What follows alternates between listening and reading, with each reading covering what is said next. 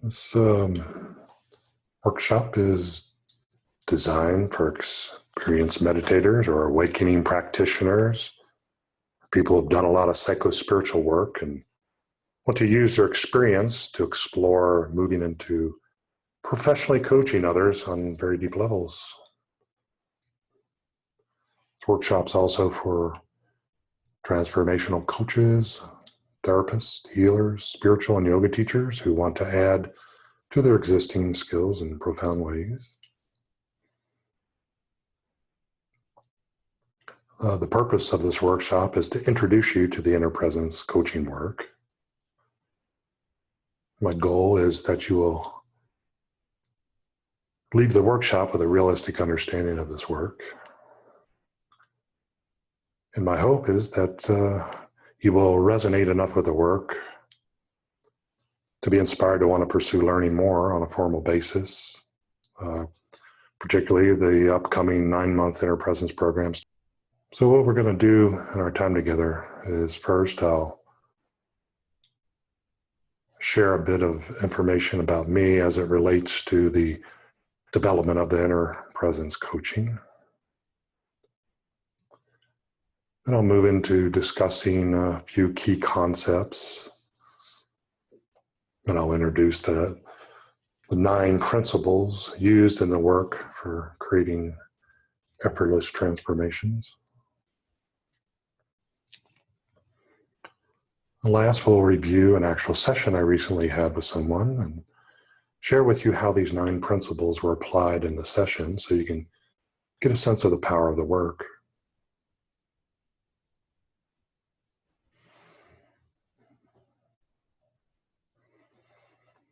All right, so for those of you who are not familiar with me and my work, for the last 12 years, I've been coaching people in compassion, empathy, presence, and open awareness.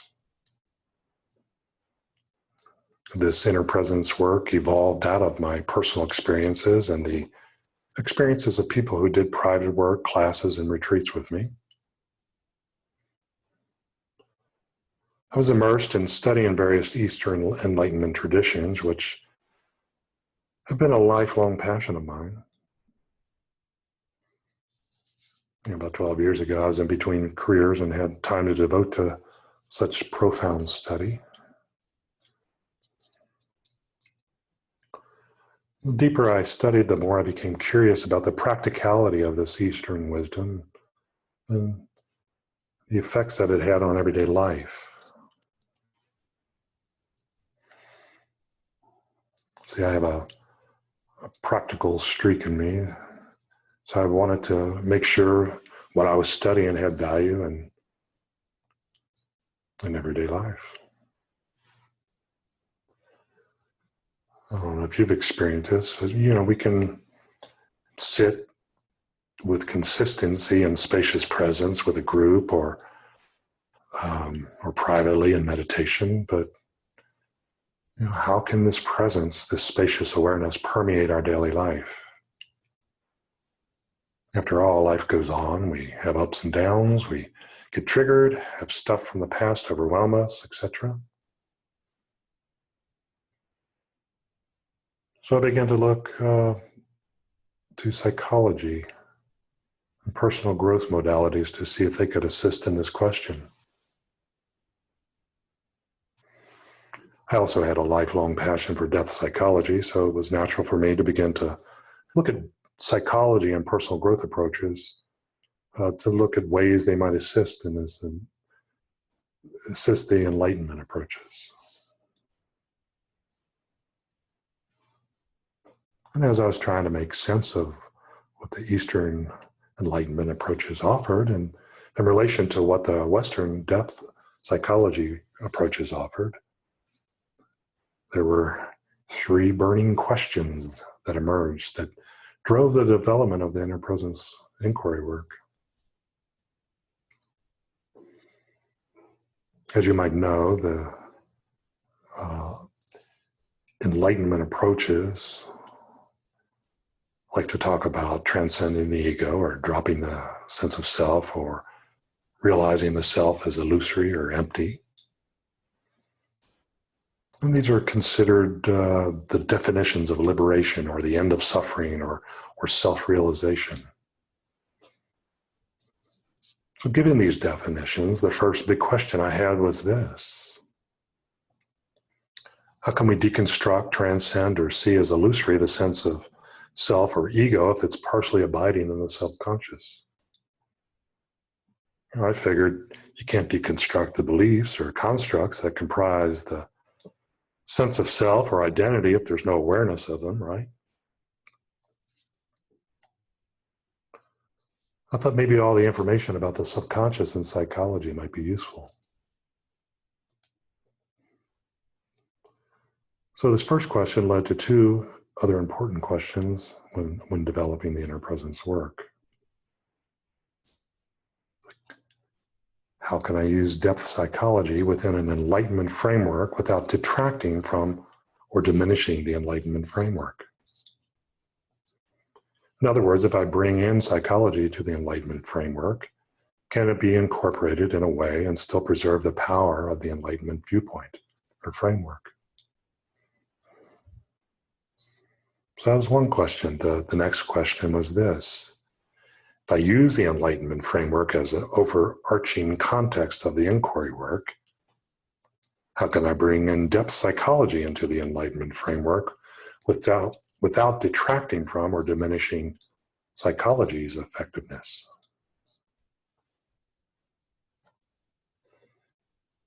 So based on these three questions, I began a journey to integrate these approaches. Not just a theoretical integration on paper, but an experiential integration using my own experiences and the experiences of others I was coaching or teaching or who attended my workshops and classes.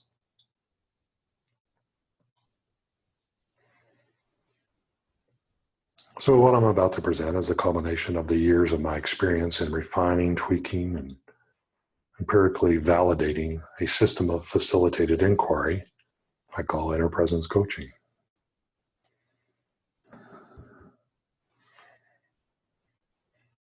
Okay. So there's two other important ingredients in creating the inner presence work I'd like to mention here before we get into a session.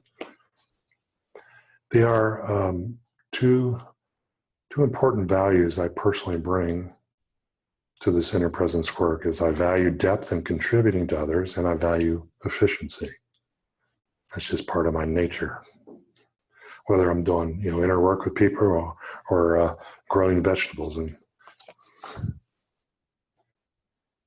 I value depth because I have firsthand experiences supporting myself and others in accessing and effortlessly dissolving unconscious constructs that were impacting our lives in huge ways. The deeper I supported someone to connect to the unconscious aspects of themselves, the larger the impact on their life. And the value of efficiency, well, this is related to depth in the sense of what is deemed efficient in an inner presence work is defined by how deep and how safe we support others.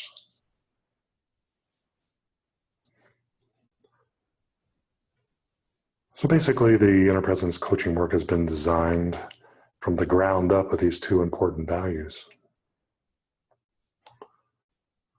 The structure of a session, the particular protocols used, the prompts used, and the ways of interacting with the client or student are all informed by the question of how efficiently and safely can we facilitate someone going deep to inspire effortless transformations.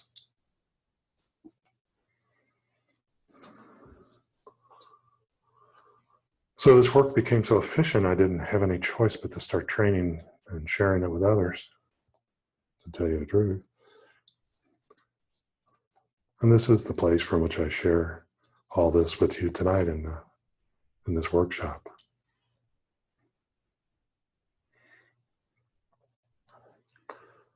So supporting these two values, I've developed 9 principles of effortless transformation. So real quickly, first one is, be aware of the ways we can inadvertently add to the client's conditioning and constrict them further. It's kind of like the spiritual version of, first do no harm. The second is working with clients to have insights that come from an emotional experiential level instead of insights that come from an intellectual level. You're going to hear me refer to this throughout the session, throughout the workshop here, as we get into that session. Number 3 is placing a priority on meaningful experiential work with clients. That will yield transformative insights that are not possible with talk about or story about engagements.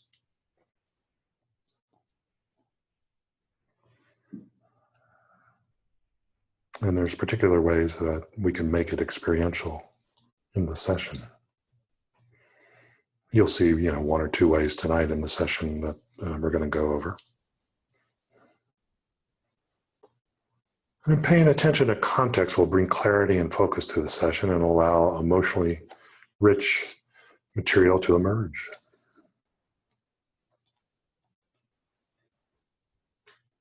So within a session, we're always working on some context. That doesn't mean the context can't change. It just means we're always mindful of having a context to work on, to keep it grounded into something in life. The 5th one, principle is holding a non-pathological regard by dropping all the labels. And this will free clients from being trapped in a reality that something is wrong with them or something is missing.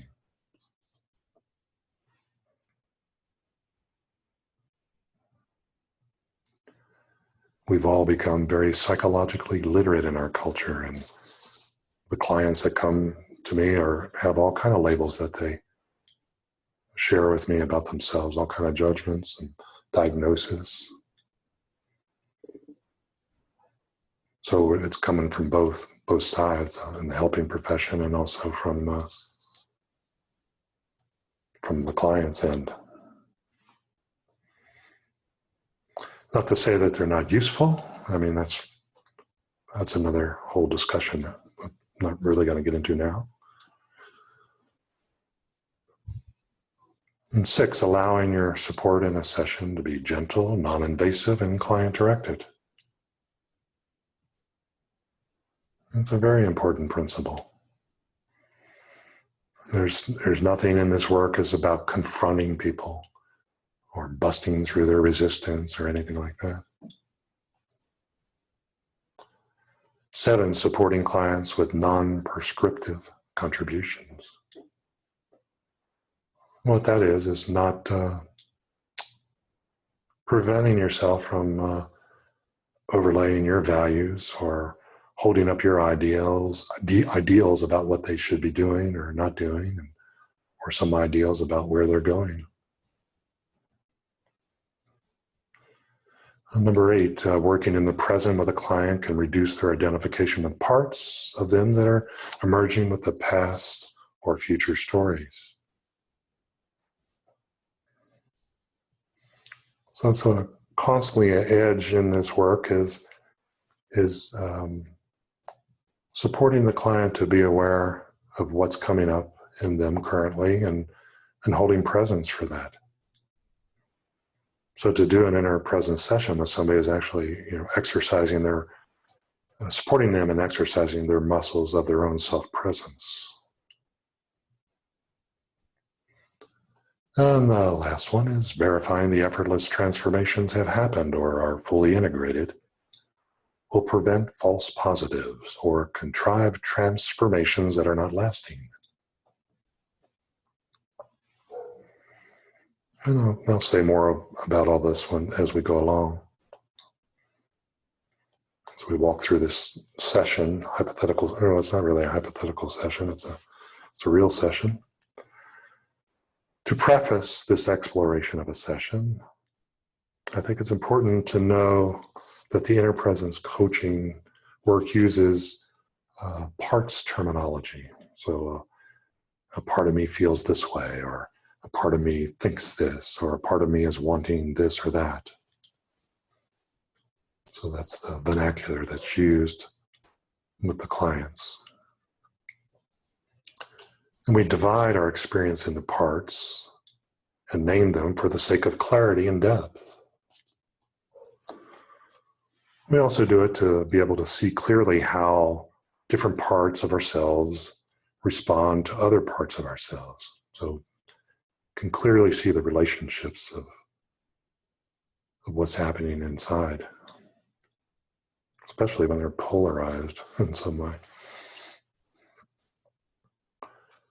But this naming is a skillful means technique that happens for the duration of the inquiry, and are not labels for the client to form an identity around. So you'll hear me in this session use parts terminology, and hopefully you'll hear how useful it is to do so.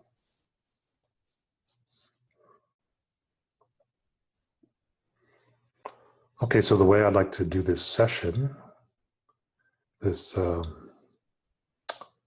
walk you through this session is, I would like for you to pretend like you're endowed with the basic inner presence coaching skills that's taught in this 9-month course. And I'll give you a sense of how you might support someone having those skills. So I'm just wanting you to put yourself in the coach's role, just so you can get a sense how it might be. You also might notice, what things come up inside of you that's different than what I'm suggesting. That as a contrast. Okay, so ready? Here we go. You're an inner presence coach, and you have a client or a student that comes to you with a challenge.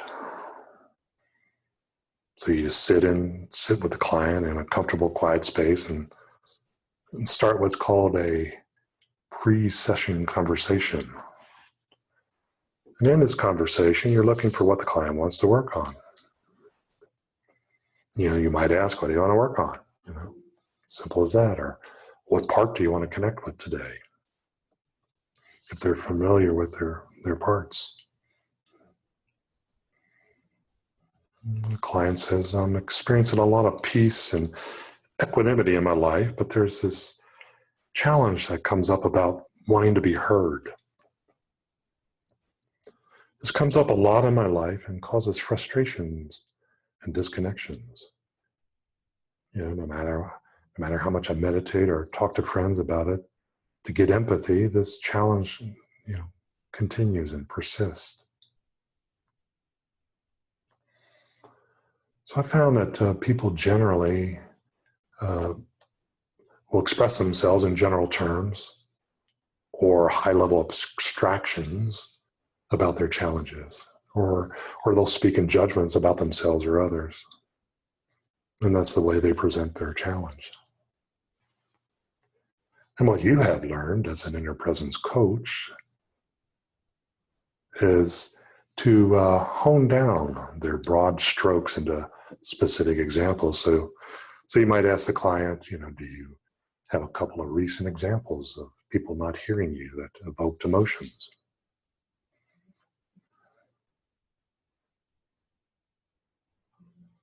And the client says, sure, it happens all the time with my daughter and husband.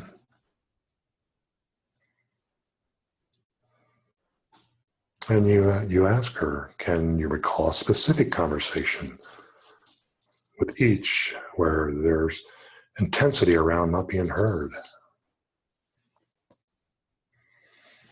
So she shares a couple examples with you, and you're taking taking good notes.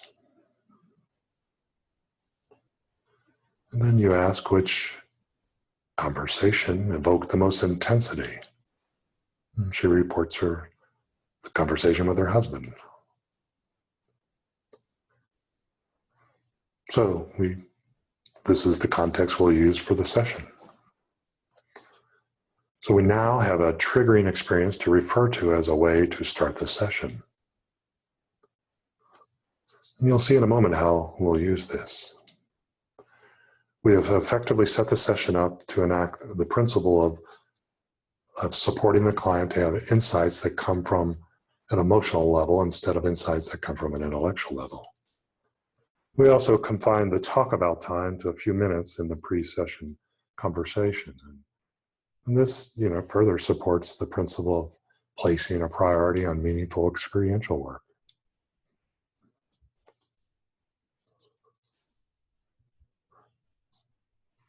Okay, the next step you would take is to ground the session in presence. And you have a grounding exercise you do that formally starts the session, and I'm not going to do that here now. Rather, what we're going to do is pick up the point in the session after you've done the grounding piece.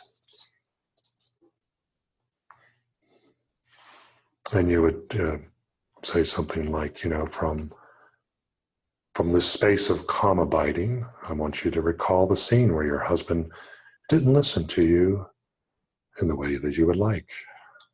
And tune in to the specific words he used.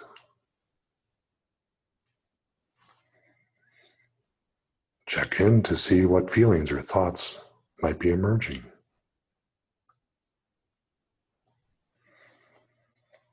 Okay, let me stop the session here for a moment. So what we have done here is formally start the session. We've grounded the session in presence and then invited the part in that was reacting to the husband by having the client recall the particular scene.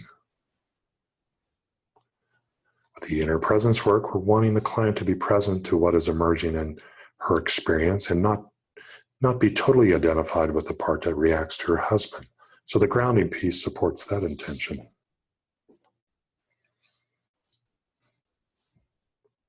Also, this is a way of opening a session and supports the principle of working in the present with the client. Even though we're asking the client to recall a past experience where they had a reaction, we are working with the current time feelings that emerged in the present from such recalling. Also, I hope you noticed that we used the information we gathered from the pre-session conversation and used it to start the session. And this supports that principle of paying attention to the context to bring clarity and focus to the session. And as you'll see, it'll allow for some emotionally rich material to emerge. Okay, back to the session here. You're the inner presence coach, and remember, you just ask her to share what feelings are arising when recalling the scene with her husband.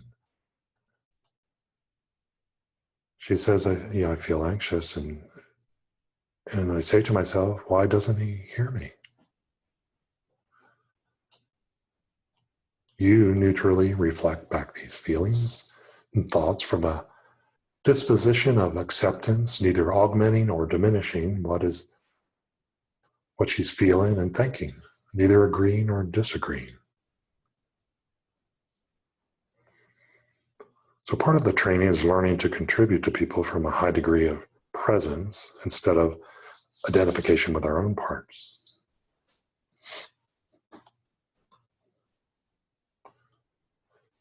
So after reflecting back, she senses you're allowing energy and reports that her feelings have moved into a feeling of being panicked when her husband says he doesn't want to talk about something that was important to her.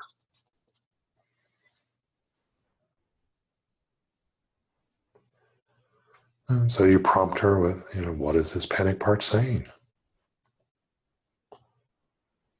The client reports that the panic prone is saying, I'm on my own. I got to deal with this myself.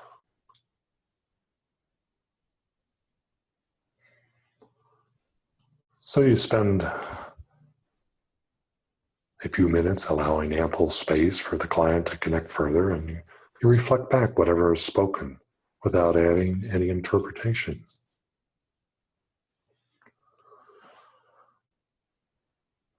Okay, out of the session here to make a few points. One of the principles in the inner presence coaching is we don't interpret the content of the client's experience for them. We allow them to interpret their own experience.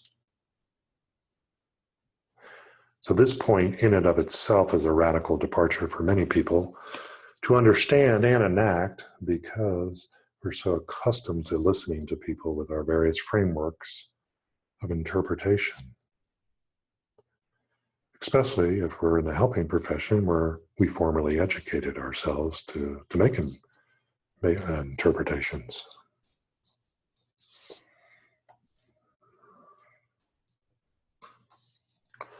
So what we do in the inner presence coaching work instead is we tend to the process of the session, asking clients specific prompts to support them, to deepen their connection to whatever is emerging, and holding a high degree of presence for the session itself, and reflecting back what the client parts or say as you go along and taking notes. So one of the assumptions or principles that we're operating off of here is that the client's system knows what's best for the client, and we defer to the innate intelligence and wisdom.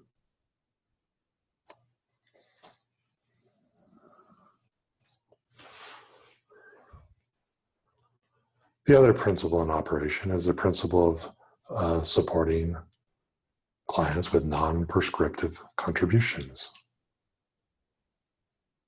These are the way we're contributing is we're contributing from the space of an open inquiry. So we're not really going to have any predestination for the session itself.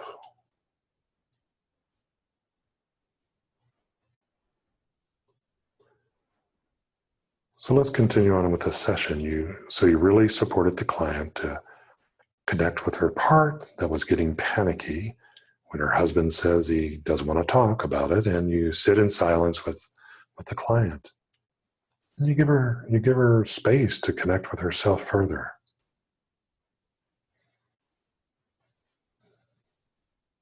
So you have some discipline about, neither feeling uncomfortable to break the silence or feeling an urge not to break the silence. That's part of the learning. So as you're sitting in silence with the client spontaneously offers, and now it's morphing into sadness, a real deep sadness around the words, now what do I do?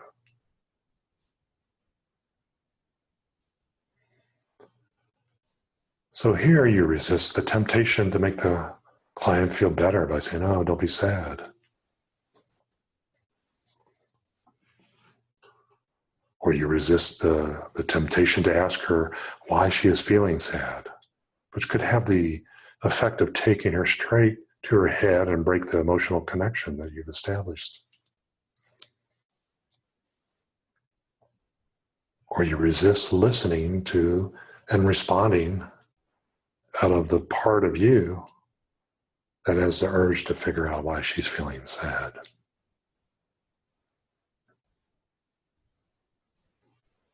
You just simply ask her to be with her sadness and to share any further words that might come up as she feels the sadness.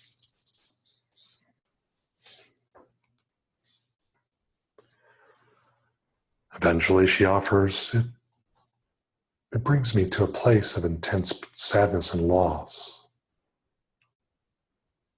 like I'm not important enough to be heard.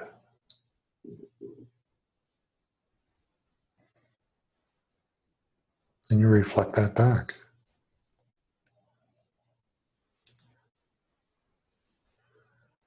And after you reflect that back, then a part comes in, one of her parts come in and tries to justify being heard.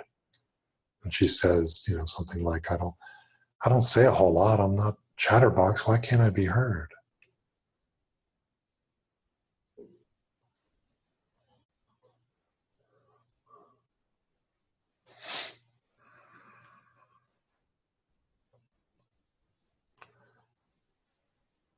So you suspect this might be another part. So you ask, is this another part coming in, trying to understand why you're not important enough to be heard? And she answers, yes. This part's trying to figure out why I can't be heard. So you prompt her to hear that part thoroughly, the feelings, the needs, the thoughts of that part. You reflect all this back until that part gets a sense of being heard.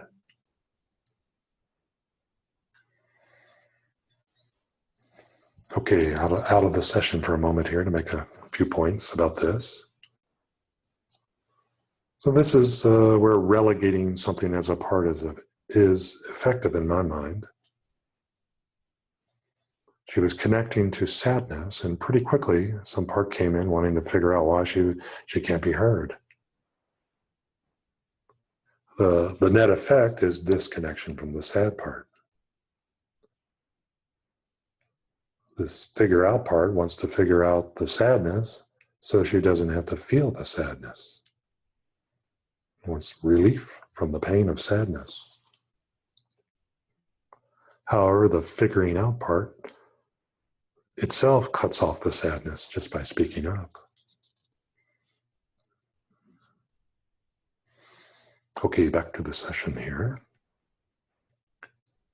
You have supported her to thoroughly connect with the part that was trying to figure out why she can't be heard, to the extent that the part has nothing else to share, and there's a bit of silence that comes. And you sit with the silence for a while, and then you might ask, what is present now? And she reports, I'm feeling the sadness and thinking about the phrase, I'm not important enough to be heard. And so you allow her the space to connect further and sit in silence with that.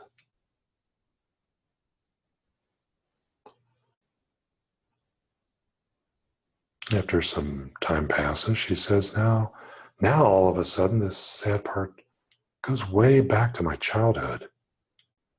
It's always been shut down, and that's where it goes. Yeah, I'm not important enough to be heard. So you reflect that back and ask if there's more to share. And she talks about a childhood experience with her dad that happened a lot, where she really wanted something and got all excited, and he would respond, shut up or I'll hit you. The client says, I got shut down a lot.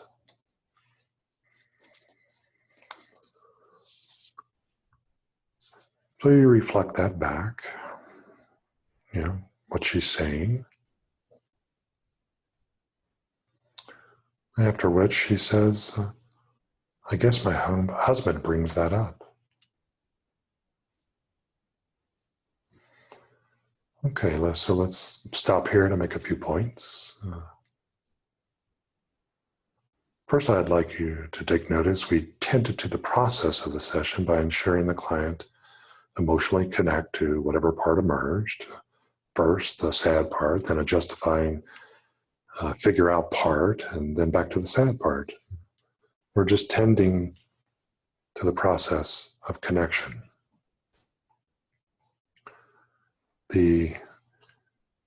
phrase, "I'm not important enough to be heard," was significant to this client and spontaneously transported her to a childhood context that was meaningful for her. Her dad shouting her down. Now, this way of connecting to something in the past is totally different than someone speculating analytically about their childhood.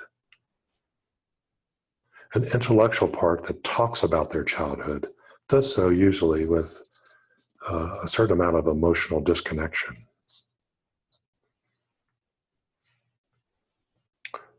In this particular client, it was the emotional connection that transported her back there.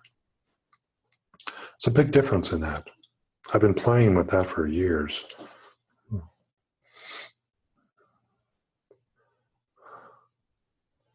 So she was on what I call the emotional time track that took her back to when those feelings of sadness were present. And she got there through the emotional connection with the sentiment, "I'm not important enough to be heard."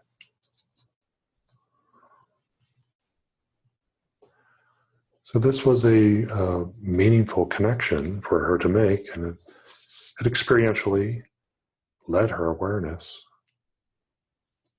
to the awareness that her reaction to her dad was coming up in her reaction to her husband.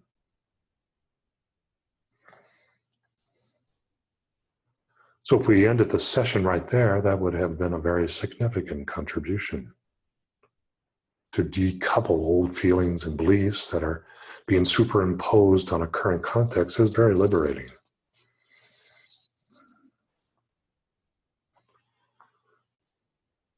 But let's continue the session onward here.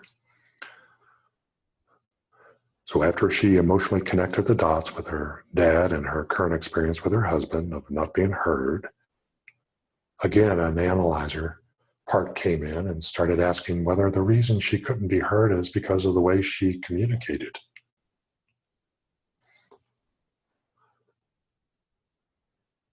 Upon hearing this, you invite this analyzer part in and connect with and support her to connect with all this part's feelings and what this part might have been wanting. And this goes on for a bit until the analyzer part really gets a sense of being heard. And then you bring back the part that was speaking before the analyzer part emerged. You could prompt her with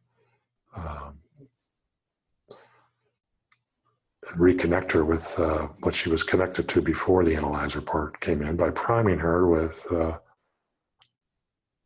so you were saying that your husband saying, "I don't want to talk to you right now," is like your dad saying, "Shut up." And she says, "Yeah, it's like my dad saying, 'Shut up.'" So as she ponders that, you stay silent, allow her to connect. And then she suddenly says, "I don't know what this is," but all of a sudden there's a part saying, "This is not my problem, this is theirs. This is his thing. The fact that he doesn't want to hear me doesn't mean that what I have to say doesn't have value. This is like kind of a new awareness. You know what? It's his thing that he doesn't want to hear what I have to say. What I have to say has value. This is his thing, not mine.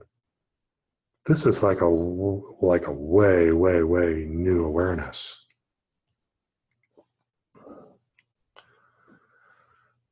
So if I was playing bingo, I would yell out bingo at this point. As a coach, that sounds like a significant new awareness. So you reflect back this new awareness because you want to deepen the connection with this new awareness. Sometimes when you have a new awareness like this, it can be fleeting and can recede back if the coach doesn't support the new awareness to stay in conscious awareness. So you say,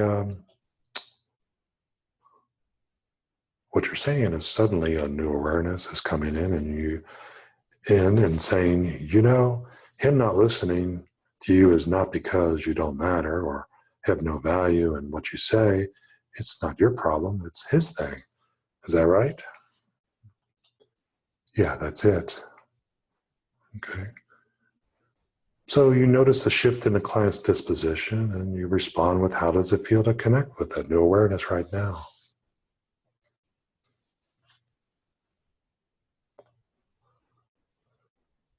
And she reports it feels a lot better. And where did that come from?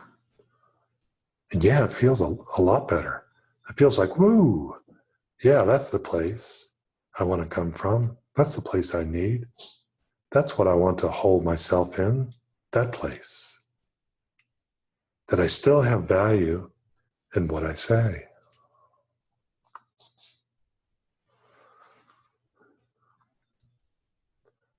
Okay, so let's go out of this session here for a moment and review what just transpired.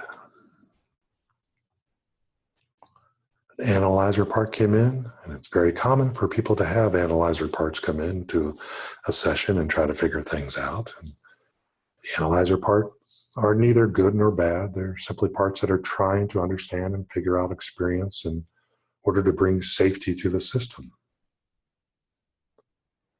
So they have a protective function, which is important. However, often they protect at the expense of shutting down other parts. Another point here is if you, the coach, have an analyzer part, you could easily be seduced to join the analytical conjecture, and efficiency in the session would be lost, in my mind. You would be, in effect, colluding with the client's protection.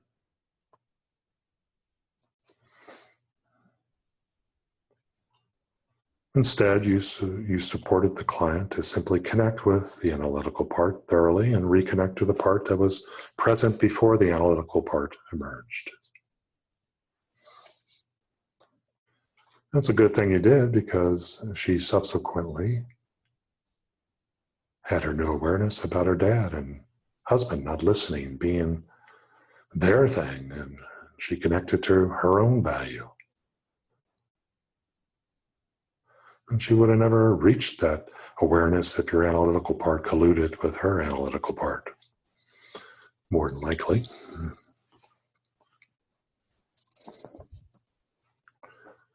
So that's a significant new awareness. Every time her husband didn't want to hear her meant to her that she had no value and didn't know what to do about it. That's a heck of a position to be in. No wonder she had intense feelings with her husband about not being heard.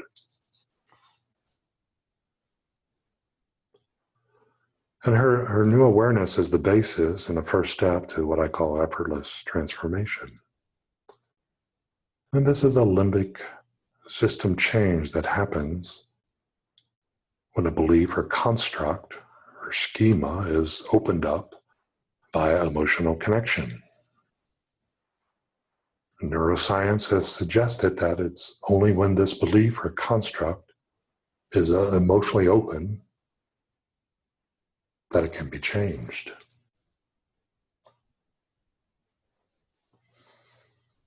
In this case, the deep sadness of I'm not important enough to be heard is the opening.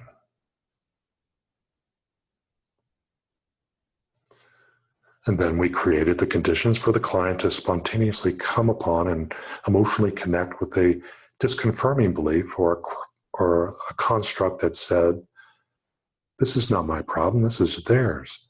This is his thing. I have value. This too was an expression of an emotional truth. So now we have two realities and both can't be true. And neuroscience says that the client system will eventually automatically pick one, because the brain likes coherency. And we have techniques to support them in that process. Yeah, I like to use the metaphor, and I have it up on the website, of the rope and snake to understand this process. You know, walking down a path and seeing what looks like a snake and feeling fear, and then looking closer and seeing that it is a coiled rope. You know, both can't be true. The brain chooses the coiled rope reality, and the fear subsides. The change is effortless.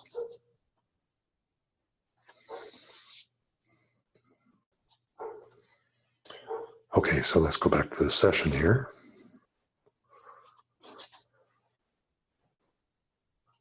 So you end the inner presence session with this client and give her some awareness homework to support integrating the new awareness. There's different ways of doing that I can't go into right now.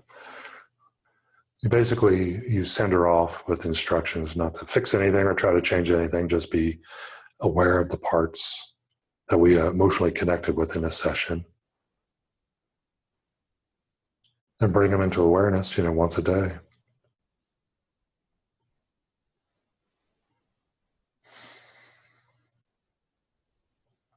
And when the client comes back to you in a week for the next session, you check in with the client and determine if more integration work needs to be done to integrate that new awareness.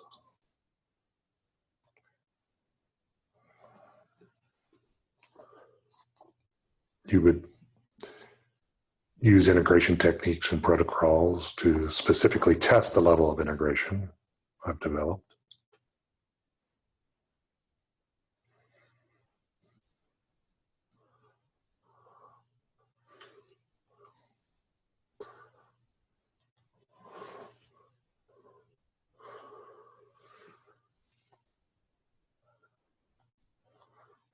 So I tested the level of integration, and there was, after a week, there was still strong identification with the emotional reality of not important enough to be heard. And that was still present with her, and not as intense, but there was a little bit of intensity there.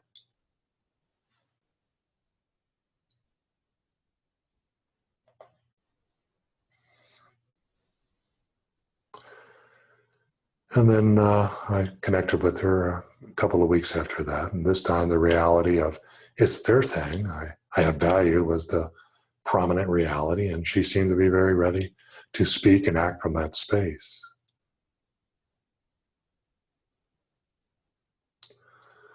And she reported that she would be ready to share her needs with her husband and not take his not wanting to talk so personally.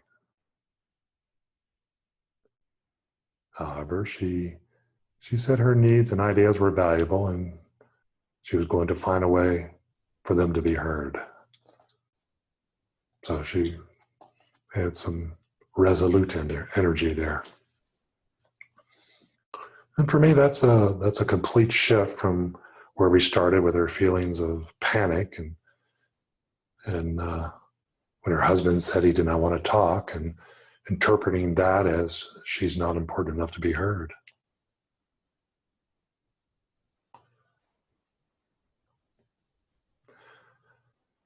So there was other things that went on in the session I didn't have time to share here, but this is kind of the highlights. And also what was missing in this rendition is, there was times when she was really emotional when she was speaking up, so that didn't get translated well in the words here. But I hope you get a feel for the non-intrusive nature of the inner presence work and how facilitating awareness and presence in skillful ways leads to efficiency and depth. And in order for that to happen, though, it's my belief that it requires the coach to hold a high degree of presence and not be subtly identified with his or her own parts. And this is a major component of the learning in the 9-month course. Effectiveness emanating from the coach's inner spaciousness. I mean, I could probably count 10 places in this session where I could have caused disconnection with the client and would have squandered the opportunity for her to go deep. Now, admittedly, not all sessions go this well according to the Inner Presence playbook. But even, if you spend 10 sessions to effortlessly transform a core construct or belief, this belief of I'm not important enough to be heard, that would be worth it, don't you think? I mean, can you imagine living under the construct or belief of not being important enough to be heard?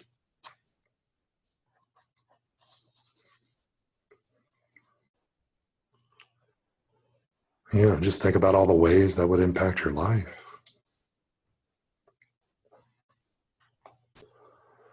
Unfortunately, many of us operate out of similar unconscious constructs and beliefs. And again, what I have found is no matter how much meditation or how many awakening practices you engage in, or how much you sit in presence with others, how much you aspire to achieve whatever you conceive as enlightenment or mental health, very few of us are able to access and reach these realms that impact our lives in profound ways. We try to transcend a self-sense that is hidden and well protected. And getting through the gauntlet of protection into these unconscious realms within is where inner presence coaching work shines. If I do say so myself. For me, the inner presence work is an answer to what is called spiritual bypassing, is a viable way to support the dark side of the light chasers. And it's an exceedingly useful way to shine the light of awareness on shadow aspects of us helping professionals, myself included.